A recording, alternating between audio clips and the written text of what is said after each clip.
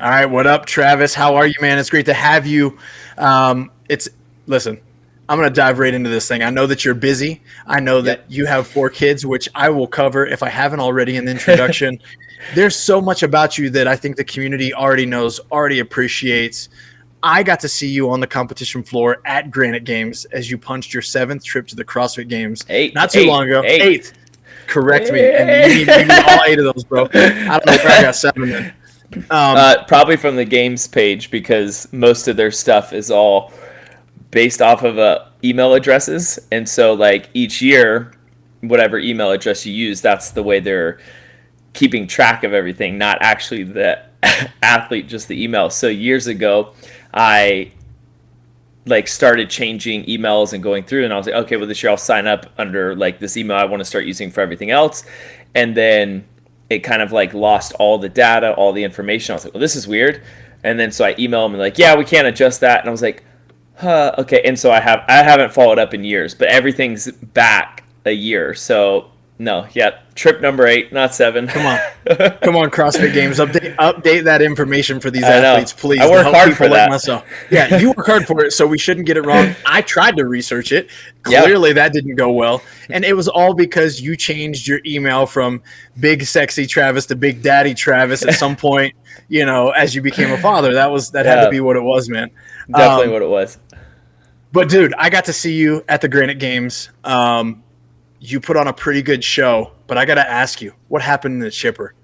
I'm jumping You right know? into the good stuff, dude. Yeah, What happened no, on that that's chipper? fine. Yeah, I mean, if we go through and like if you showed me any workout that we had there on paper, I would have said that would have been the one that I probably would have been the most comfortable in, run away with, however you want to say it. Like most of those movements are just kind of my jam. And then I don't, when we were testing it, I don't like doing full variations or full run throughs.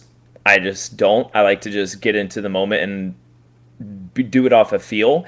And so when we were testing it, I did like most of the movements, but not the full rep scheme, and so on and so forth. So I kind of had an idea of where I would be finishing. And then once we started, wall balls, of course, are probably one of my favorite movements. So I was like, all right, this should be fine. And then I got into the dumbbell overhead squat, and there just sometimes seems to be a judge error sometimes that you can't control and are out of your hands. And let's just say that kind of happened. First rep, no rep. Second rep, no rep. Third rep, no rep. And usually as like a high level athlete, those after one, it's usually like, okay, quick adjustment. Now I'm going to go deeper, and it usually corrects it. Then he did it again.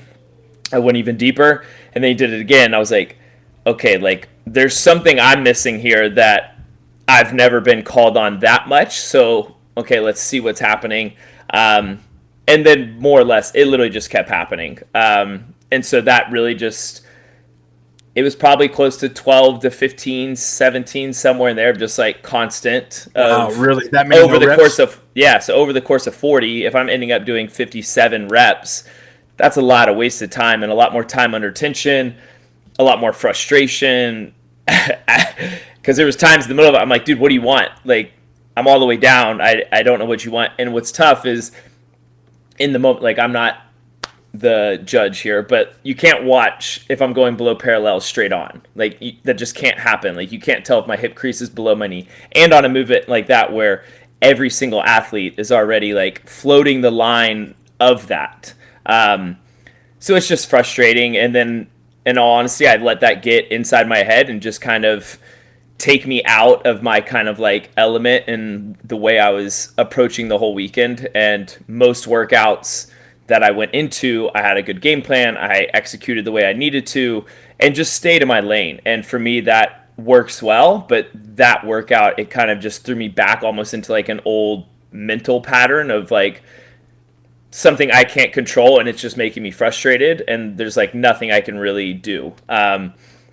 Except like just keep chipping away and just carry on. But at that point, I think just the frustration led to then into the muscle ups, then back into the wall balls. Like for me, breaking a set of 40 3 times just isn't normal. It was more just, I think I was just kind of discouraged, to be honest.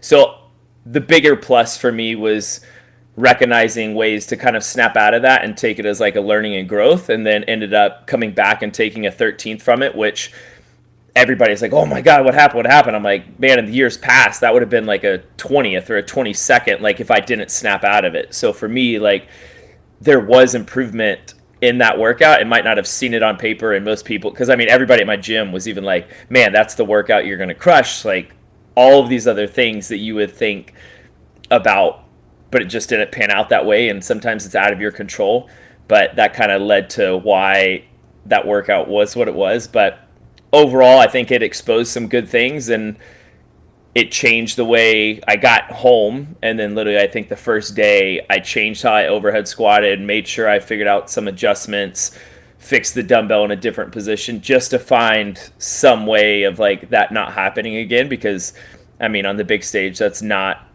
where you want to have those like 13ths. Like if I think it was 7th or 8th on that event, I would have won the overall event. So then it's like, you look at those little things and start to be like, okay, what did I do here? What can I do here? What adjustments do I need to make? And then you'd rather it be at Granite Games versus the games. So thankfully it wasn't too detrimental to the overall scoreboard, but definitely it lit a fire in me there for a little bit.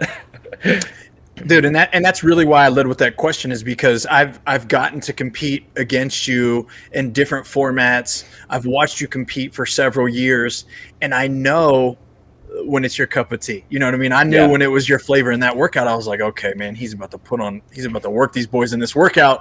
Yeah. And then I noticed like it was like some of those moments where you were like dropping the wall ball, and I hadn't actually noticed the overhead squat issues. So that explains a lot.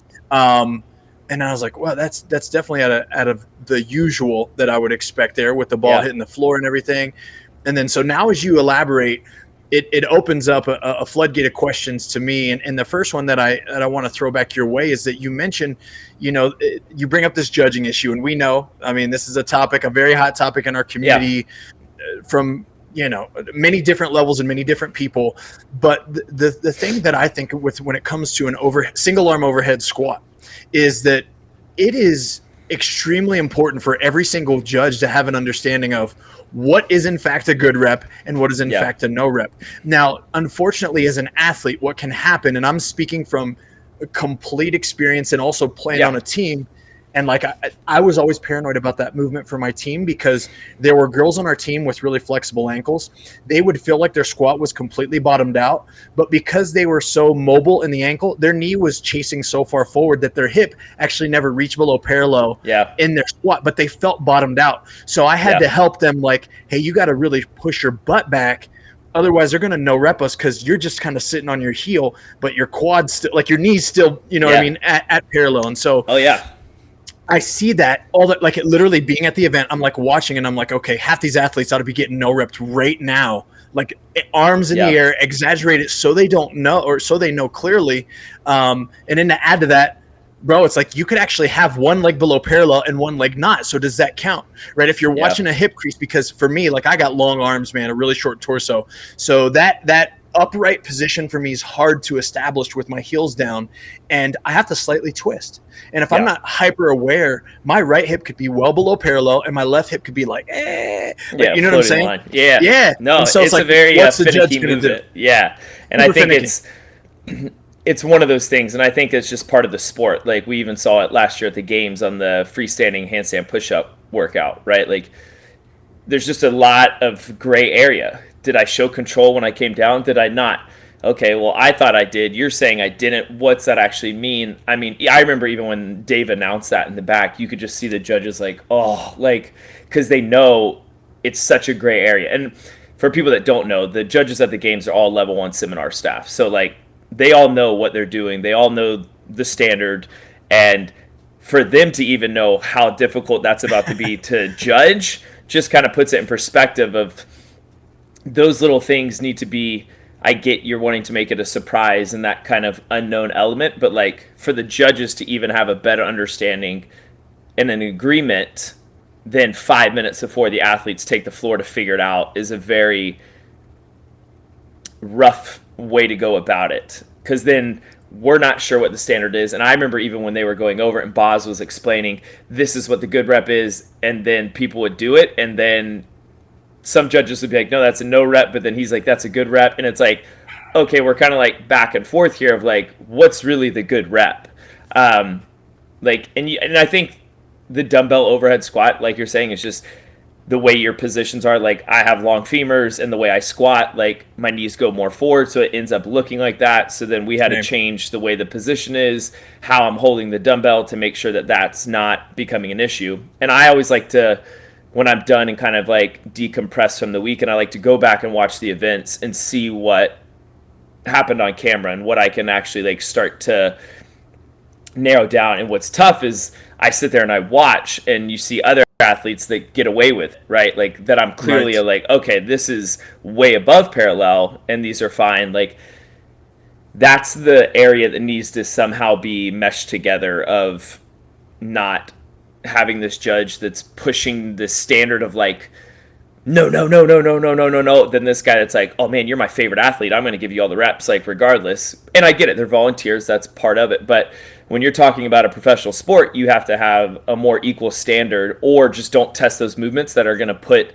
that kind of subjective area on the judge that's not even really a judge, or even be able to utilize that. And I think it's just part of the sport and where we're kind of at. And I don't know what it's going to take to be able to do that, because it's all subjective. Like what you might think is a good rep, I might not on certain things. And I mean, we probably would actually agree, but you know what I'm saying? Like it's a hard thing for people that haven't been in the space long enough and know what the movement really is and how it is. But then you have other people that, I mean, as we've talked about earlier before the show started, was the whole Hiller situation of like, he's bringing things to light, of which I think is good for people to have a real understanding that these are issues inside the sport that just need to be fixed. And if you're on the side of the videos that are getting pretty much like blown up, it sucks to be you. But at the same time, like you still have to hit those standards, because everybody is. But yeah, it's definitely something to grow from. But if it didn't happen, I wouldn't have changed my position for the overhead squat that we're doing. Now, if it took out my chance of going to the games, I'd probably be in a different headspace right now than I would be now. But I think it exposed some areas that I can improve on and now carry over to the game. So in hindsight, I think it was a blessing in disguise as much as it's frustrating in the moment. Yeah, and I get it. And that's the maturity speaking in you. You take this information, you immediately process it. I know that you've got a great coach in Max El-Haj, who is clearly down there. The training think tank team is a part of your gym, which is it CrossFit United? Yeah. Okay. I just wanted to make sure, because it used to be something different, right? Was it a different name back in the day? It was CrossFit Passion. And then more or less when the whole Glassman thing kind of started, we were on the cusp of changing and doing and then my old business partner went political. I mean, and I never had political conversations with her. Like, and I mean, it just kind of blew things up, and it was like, okay, we need like kind of a fresh start of getting over. And I honestly, I had someone come off the streets and say, "Are you the racist CEO that said these comments?" And I was like, "Whoa, okay." First off, you don't understand how a CEO works, because they would not be the person sitting behind the desk. But it just kind of like brought light to my eyes, and I was like, okay, like there's a bigger picture happening here in that moment when all of that started to unravel. And so we just ended up keeping affiliate, all of that, but changing the name, kind of stepping away from things for a little while, and then kind of keeping the affiliation. But yeah, there was definitely a little rocky time there when it all kind of happened all at once. And I was like, I had news, media, everybody coming to the gym asking questions, and I was like, honestly, I have no answers for you. So it's crazy. Yeah, definitely an interesting time we live in. Bro, it was an interesting time for the whole world. It was like the world was burning down. Everyone was just holding on, and yeah, it was crazy. But now that we're on this gym tangent, and you're talking about the transitions that you've had and everything else. I mean, I hit on this earlier, but you're a father of four, you're a husband. If I'm correct, I believe that your wife is a teacher. Yep. That's okay. Correct. And so you know, I'm sure now you guys got a little bit more freedom because of Yeah. summer, Oh to a yeah. degree. That helps you with games training. But Yeah. how do you find yourself at this season of life and this time of life with family and all the responsibilities that you have, preparing yourself for what's going to be this eighth time at the CrossFit Games? Yeah, I mean, I think it's definitely a balance, and I mean, there's a lot of sacrifices that have to take place, and things I miss out on sometimes that are definitely frustrating for me. Like the other day, I had to miss my kid's first swim meet, which, like, those are things that you always want to be at and support and do. And I mean, I make effort to always be at every single thing I possibly can, but sometimes like that just doesn't happen. And I've realized that, and at some point it'll get to where it's like, okay, like I'm not going to take away from the family time, and that's when I'll probably step away at that point. But until then, I'm going to keep going. But I mean, it's my wife's amazing and everything she does, and then we just have a really good schedule that works for us. The fact of this summers her being home allows me to train even more than what I normally do during the year. So the preparation for the games, it's just all day, every day. I mean, right now we have Monday, Tuesday, Wednesday, we're on like 3 to 4 workout ish. And then Thursday, we have like a lake fun day, which is still not easy, but it's just fun stuff outside the gym, just kind of clears your head. Then back to it on Friday, Saturday, and then Sunday's the off day. So it's like really that Sunday is like the family day, this time I try to get outside with them and hang out as much as possible. But I think it's just having a good balance. And for me, it's I do as much as I can in the morning. When I'm at home, I try to be as present I possibly can here. And then when it's like time to leave and go to the gym, it's like, okay, no, this is your job. This is the time to now focus on just training. And then as soon as that's done, it's like, okay, whatever happened in the gym, whatever happened training wise, if it was a great day, if it didn't go as well, like that's done. It doesn't matter. Like now you go back home and kind of focus on the family. And I think I've allowed that to not take away from what I do inside the gym, or if something comes up, I don't let it throw off my schedule. I'm just like, okay, well, I guess I'm not going to train the rest of the day. That is what it is. Like family's the priority, and that's where I'll kind of spend all the focus and time. But right now, thankfully, the wife is home, so it allows a little bit more laid back and free reins on all of that. That's right. No, yeah, I'm sure this is a great time of year to be thankful for that routine Yeah. and schedule. Summer's being off. You know, you bring up what you guys are doing training wise. I know that you've got other athletes probably coming into town, of course, because there's a handful of you guys that'll be advancing either to the CrossFit Yep. Games or to Last Chance Qualifier or whatever. But specifically, you know, you've been with Max for a minute, man. Like, how many years have Yeah. you literally been coached by Max? Honestly, I think this would be 10 years. So I fractured my L5 in 2012, and it was right after that, like we started working together. So this will be Okay. coming up on like a full 10 years of him having all my trust and me putting all my cards on him, and him the pretty much the same on me at that point in time. Because back then it was just me and him. Right. And it's definitely grown a lot since then. It's pretty cool to see the evolution of Training Think Tank and how it's evolved and the athletes that have come and gone. But then you see who stayed and who trusts him and understands what it is and believes 100% in what he's doing. And I think that just speaks volume. And hopefully this year we'll have a great year and it'll keep growing for him as well. Yeah, one thing I think that specifically highlights, man, is that good things actually take time, right? A good Yeah. coach relationship actually takes time, and a lot of people want to put 6 months on it or 4 months on it, and you're like, hey, wait, I don't even know does you not in 6 happen. months. Yeah, I really don't even know you as an individual. I might be able to figure some programming things out in that time window, but it takes us a year or two to even really understand, like, how do I push your buttons? What questions do I ask? How do I deal with you, Travis, versus how do I deal with Noah, or how I deal with Sarah, or like all those things that I'm sure Max has to deal with all the time. Yeah. What I mean, and look at the rest of our sport, right? Like it's they're hoppers, right? Like it's just Oh, one yeah. year with this person, 1 year with this person. Boing, boing, boing. Yeah. Why do you think that's the case? Like, what do you think that is that creates this urgency in athletes to get out of their situations? I think they're afraid of taking the full responsibility. They don't have a good year, and they're just like, oh, it's the coach's fault. I'm like, Yep. yeah, no, that's not probably what it is at all. And I think from the beginning, even when I've been with Max, like we've always had a very open relationship. It's always been very honest, and it's always kind of been like, I want to be in the sport for a long period of time. I'm not in it to be a one-hit wonder. I don't want to go 1 year, have a great year, and then never make it back to the games. I was like, I'd rather be consistent and slowly keep building and have better finishes over the years. And I mean, being able to go from, if you really look at the sport from 2013 to now 2022, when I first made it to now, like to be able to continue to get stronger, still, I guess technically now be on the older side of the individual athletes going and having that experience, I think just speaks volume to how Max programs and does things. And for me, it's just, I trust in him and giving me the best program that he can. And then I'm also very honest with him in regards of what's going on in my body, how I feel.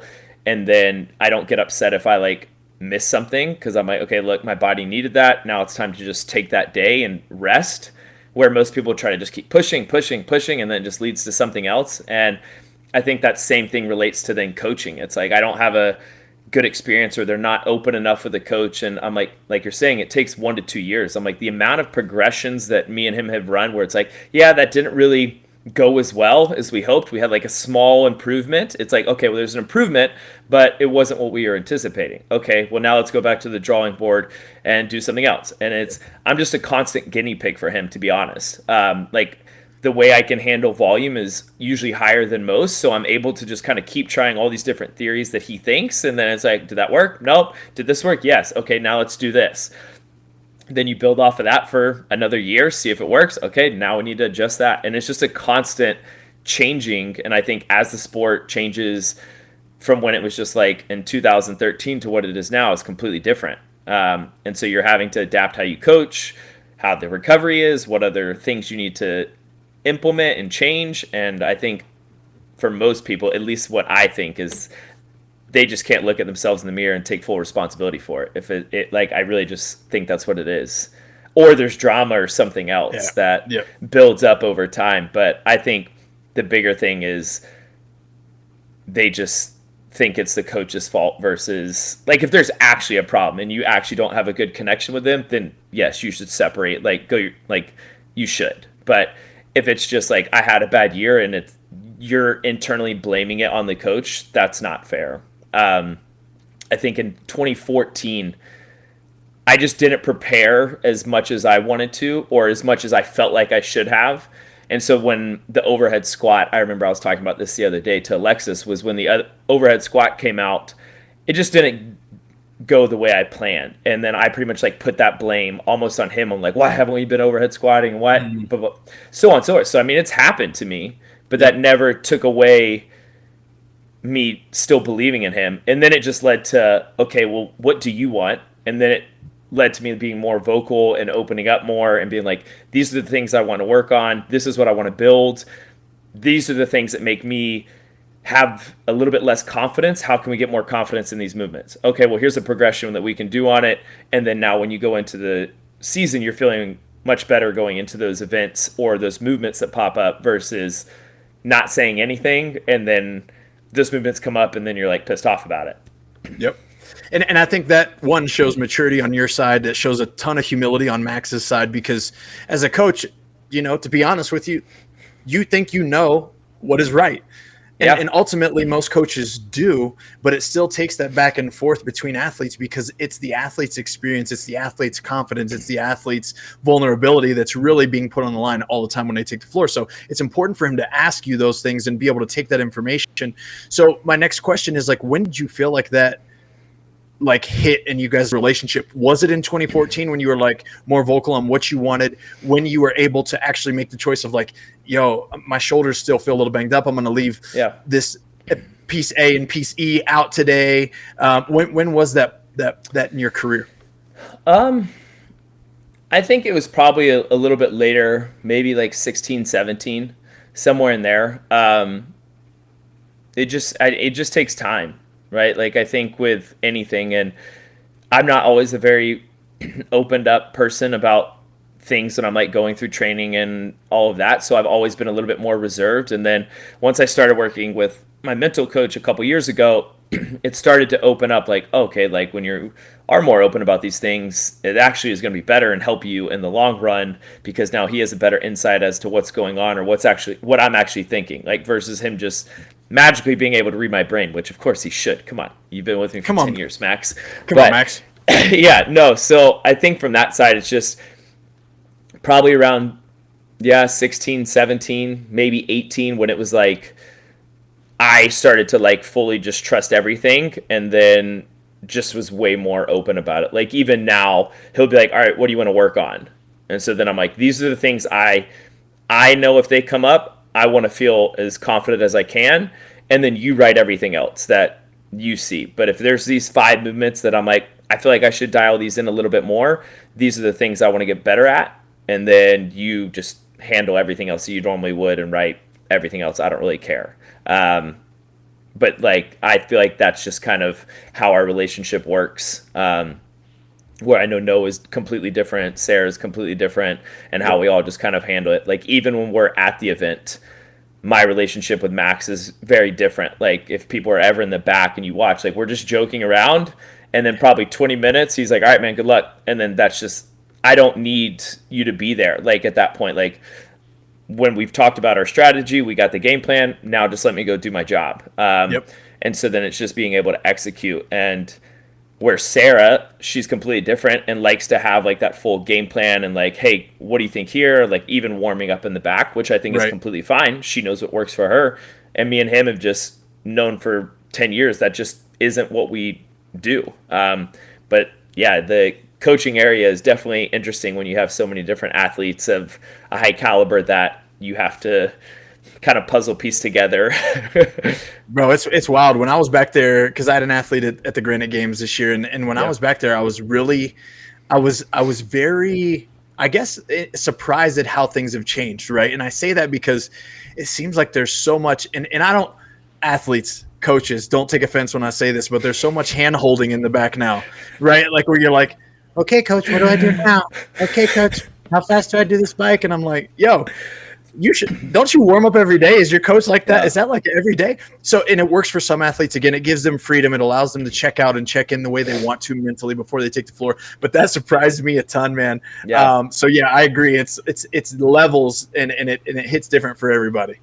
Yeah. No, yeah, it's definitely interesting being in the back now and watching that and seeing how, like in the back in 2013, it used to just be the athletes all sitting around joking, whatever, and then you're like, all right, guys, let's go warm up, and then you go do it. You didn't really see a ton of coaches back there back then, and now it's like every single person has their coach. They all have their pen and paper. They're writing down their different strategies of what they think, and I think for some people that works and is beneficial, and then I think for others, like you said, like you should know your paces. You should still know how you need to warm up, know what.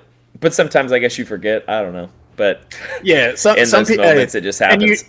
You know this. Some people deal with stress very differently, or they haven't been in those situations before. So truly, my athlete, first year at a semifinal, it was kind of like a deer in the headlights. Like you get back there on these guys you've been watching on YouTube for 6 years, 7 years, or whatever it is, right? Yeah. And you're like finally on the floor. So I can understand where the importance of that lies. And this even takes me kind of to the next topic as we advance almost through this conversation here. What is your focus through this summertime training look like for you in regards to what's that conversation like with you and Max now? Is it like, hey man, I want these 4 movements because I know this is coming out at the CrossFit Games, or I know I need to be more prepared than last year? Where you at? Yeah, I mean, I think the overhead squat was definitely a big one, but that one we corrected pretty quick.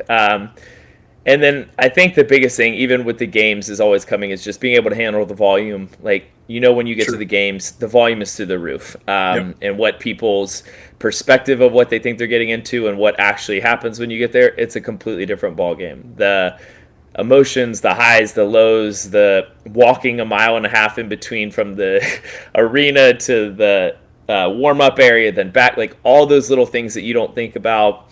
It's just trying to go in every single day and creating a good intention and purpose for the session and staying present during that. Something for me that's just been more of a priority right now is just staying fully dialed in on that one session, not thinking about the other 4 that are about to come after that or what else I need to be doing at home. Because now that my wife is home, it just kind of allows me to take that off the plate, which is super helpful and allows less stress there. And then just making the most out of every single workout.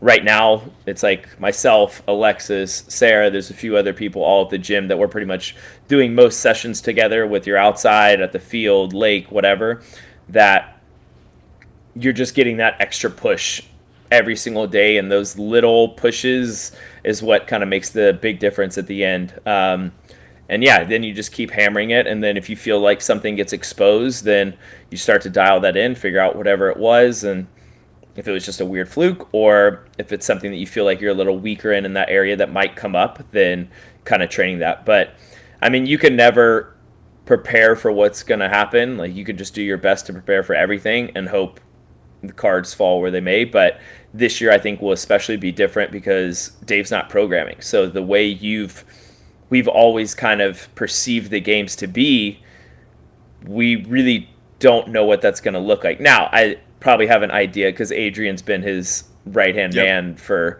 all of this. So I think from the programming standpoint, it will probably be close in some ways, but I think you'll definitely see some variety of what we're typically used to, of the Dave Castro kind of way that I'm excited for and kind of excited to see where it's going to go in the sport. But yeah, just get good at everything.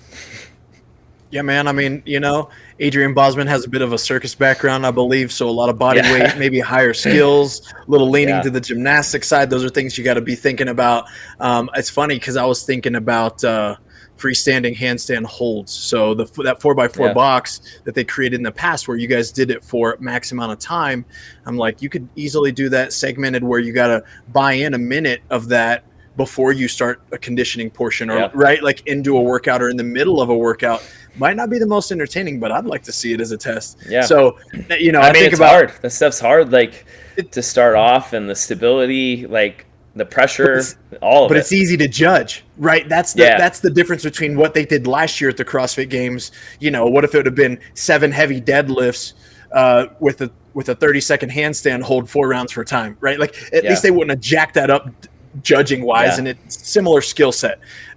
So yeah, I think about that stuff all the time. One of my last questions, bro, is how do you deal with all the personalities that have come and gone through Training Think Tank, right? Like, you are what most people from the outside in would consider not an introvert of an athlete, because you get out there and you shoot it and you have a great time, and I've been in the back with you, so I know how you can converse with the other athletes. But there's a lot of loud personalities that have come and gone too from within that training culture. How do you deal with that and all the different drama that probably comes with it? Yeah, I mean, thankfully the drama that's typically within the gym is very low. Even from like our community side, like that's been something we've always tried to cultivate, of not having.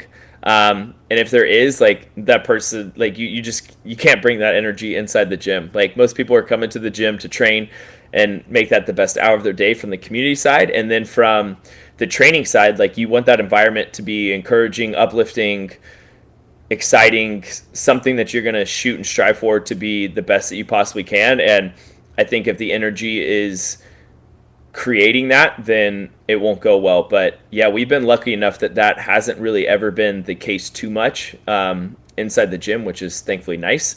But yeah, definitely a lot of personalities that are all different, and you kind of just see how people start to play when they first get there, how they kind of warm up and do. Like, when Noah's here, his energy is just way higher than most people. Like, he's always excited, high-fiving everybody. That's honestly just his personality. I remember when I first met him, I was like, is this just a joke? Like, is this guy just putting on a show? But it's not. Like, that really is him 24/7. Loves life. Dude's always happy. Then you have Alexis, who's probably a little bit, I guess, not more serious than him, but a little more probably focused on certain things than him, but then is still really funny and jokes a lot. So then when it's time to like work out, is more focused on that. Then you have Sarah, who I've always found was like very intense. Like, that's just like her personality. When it's like, it's time to train, like, it's time to train, headphones are on, she means business. So I mean, but then everybody loosens up and has a good time and jokes around at the same time. So I think it's definitely, everybody's kind of all over the place, but we all kind of mesh well together, I would say. That's good, man. And I'm sure you get it's a diverse enough crew that it keeps everything balanced, right? It's not just like you and just Noah, right? It's like you and Noah and several other people. So it always balances the situation out. I did notice that one time. I don't know what content I was watching from Training Think Tank, but it was something with Sarah on it, and I was like, oh, she's got headphones on. She is completely in her own world. And it was like the middle of a testing thing you guys were running through together. Yeah. And I was like, oh yeah, she is focused in her own world. So I loved that. Dude, so if you had, and I know that you work with a mental coach, someone that's helped enhance your performance and your focus and your ability to compartmentalize, as you alluded to earlier, how do you perceive the games this year? Do you set goals numerically on like, hey, this is the spot that I'm gunning for this year, or these are my expectations? How do you set that precedent now as we approach the CrossFit Games? No, that's a good question. I mean, usually in the past, it's always kind of been the focus is like the stressful part is like getting there, right? Like regardless, like it's a very stressful thing. Like you can't have any errors. Like if you're sick, like all those little things play into a role of like how you're going to be on over the course of 3 days, which is always tough. And it causes a lot of emotions and anxiety from others and whatnot. But over the years, I've started to pick up things and cues for me that work really well. And then I've just gotten really good at applying those. And this was probably one of the first years where I was at the event and there was not like a doubt in my mind that I was not going to punch a ticket, like at any given point throughout the weekend. And usually that's like, I'm coming down to the final workout and it's like, okay, if I don't win, I'm not going. And I've had that happen. I think it was 3 times. It's not fun. I don't enjoy it. I remember we've enjoyed watching you do it, bro. We've enjoyed that. Yeah. So the fans apparently love it, but I hate it. And it's a much better feeling crossing the line or at Granite and then just be like, okay, I'm in. Like there was no doubt, like nothing that I was concerned about. It was like, okay, just execute the way you know how, and then you'll do well. And so then it kind of led this year to like actually setting a full goal for Madison and what I want to accomplish and what I'm going to do. And I think in the years past it's been like, okay, we're there. Like, let's just go have one of our best years yet. And that's kind of been it, but I haven't really always put like the full focus on what I'm trying to accomplish and get done. Is more just like I'm there having fun, but still doing the best I can. But then at the end of the day, I'm kind of frustrated with how I've actually finished. But I think that's on me on not setting those expectations. And so this year I sat down with Max, we had a long talk. I sat down with my mental coach and I was like, look, there's no one at this event that I have not beaten at some point in time. Like I've beaten everybody at some point in time in some event over the course of these years. And I think if I show up, I execute every single way, then there's a potential chance you can win. And so the goal of me this year is like, that's what I'm going for. And then over the course of that weekend, I have backup plans of if those things aren't aligned, I'm already preparing for that mentally and physically, where I think you need to still do like, and become focused hasn't worked for me really in the past. And it's like, that's what I'm setting my target at and that's what I'm shooting for, where I've never really shot for that. It's been more like, let's just go and get after it. But now it's like all these little things that I'm doing every single day that are building the confidence more in myself. And I think those things will start to kind of unfold and show in Madison. And I feel like I'm pretty excited for this year and kind of the way I've been going about training and how my body actually feels and the confidence I have in myself. And I think that will just speak volumes when we actually get there. So yeah, I guess that's kind of the goal this year going forward. Yeah, man. Show up to win that thing, and I think you've deserved it, right? Like knowing that this is your 8th go-round, you've got the experience, you've had the ups, you've had the downs, you've got a great team behind you. And I think there's no better way to do it, right? Because you're never going to find out until you set that expectation. That's just the God honest truth. And I think you put it really well to even speak to like the younger athletes out there. For me, for example, as I coached my athlete that the first time at a semifinal level, I echoed to him like, yo, this is your reward. We don't really have expectations going into this. This is like what you've been training for, to be on the floor. I could care what happened. You could sit down on the mat. Like in the middle of the workout, like, okay, that's your choice, but that's like, you've made it here. And I think that's then that next opportunity for athletes when they make it to the CrossFit Games. That's one of the safest and best ways to just let it all hang out, is to be like, hey, I made it. I've punched my ticket. I'm just gonna have a great time and see what happens. And there's levels to then building those expectations to where you're at now. So it's refreshing, man. I love to hear that you've had. It's definitely been a process. Yeah. And every year I think it evolves, right? Like every year from the beginning of when I first started, of like my first ever year, I was like, okay, we're going to have fun. I don't really care. Like you're saying, he qualified for his first semi. Like that feeling of being there and experiencing it, like it's different. But then as the years have gone by, like at some point I kind of lost a little bit of the setting the full goal of like what I'm trying to do when I get there, because it was like, we need to get there. Like that's like the priority, really. And now it's like, okay, we're past that, and now I'm actually going and chasing after something and like setting the expectation and like not being afraid to fail from it, because I've experienced all of it. I've had some 10ths, I've had some 12ths, I've had some 18ths, I've had some 20ths. Like I've been all over the board. Now let's go actually like set the standard high and not be afraid to go after it. And then if it doesn't go the way it's planned, like being okay and accepting that you literally did everything in your power to make that happen. And if it didn't happen, then that's okay, but keep striving for that. And I think that's what I'm going after, and not going to kind of stop for it. I love it, man. I love to hear it. Well, that's a great place to wrap this thing up, dude. I want to wish you the best of luck. I'm going to be rooting for you. I'll be following along your training journey throughout the summer. I need to try to connect with Max and get him on this show, because I'd love to interview him as well, and some of the folks that are down there training with you. If, of course, they're not too busy between now and the games. But, dude, thanks so much for your time. Best of luck. I know you're going to crush it. And of course, I'm gonna have a time where I'm going to sit you down and talk about when you're going to go team and what that's going to look like and who's going to be on your team. But that can all be after you win the CrossFit Games. So we'll save that for later. Day. Yeah, that's all right. Well, I appreciate you, brother. Thanks so much. Yep. We'll talk soon. Thanks.